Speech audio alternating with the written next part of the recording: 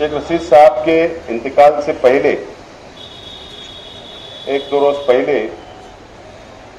मेरे छोटे भाई खालिद हाजी को शेख रशीद साहब ने वसीयत की कि मैं अभी किसी से तो माफ़ी नहीं मांग सकता हूं, लेकिन शहर की आवाम से खालिद हाजी को ये वसीयत की कि आप माफ़ी मांग लेना मेरे तरफ से।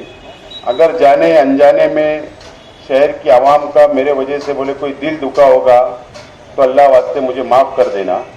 इस तरीके की वसीयत की थी। मैं भी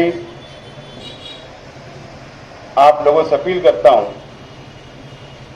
कि शेख रशीद साहब से जाने अनजाने के अंदर कोई गलती हुई होगी तो अल्लाह वास्ते आप उनको माफ़ करें और अपनी खुसूसी दुआओं में याद रखें। शेख रशीद साहब का ताल्लुक बिरादरी से ये आज का नहीं है। रहमान पहलवान साहब ने आपको तफसील बताई, मैं ज़्यादा तफसील में नहीं जाऊंगा, लेकिन हमेशा शेख रशीद साहब शाह बिरादरी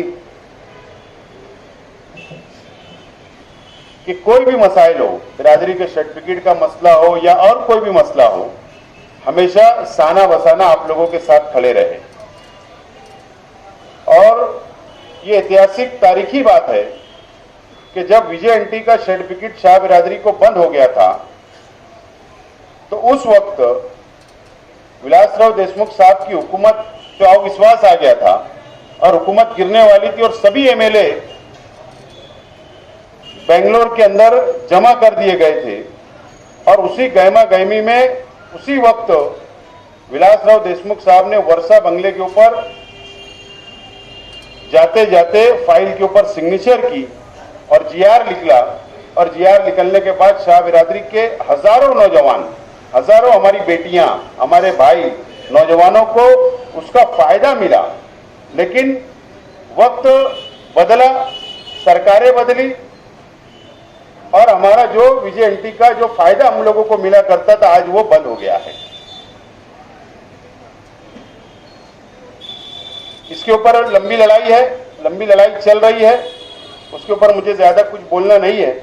लेकिन मैं आज इस बात का आप लोगों को यकीन दिलाता हूं, बिरादरी के तमाम ही लोगों को, कि जिस तरीके से शेख रशीद साहब समाज के लिए, बिरादरी के लिए लड़ते रहे, मेरा भी कुछ वक्त बिरादरी के लिए लड़ने के लिए असेंबली के अंदर गया।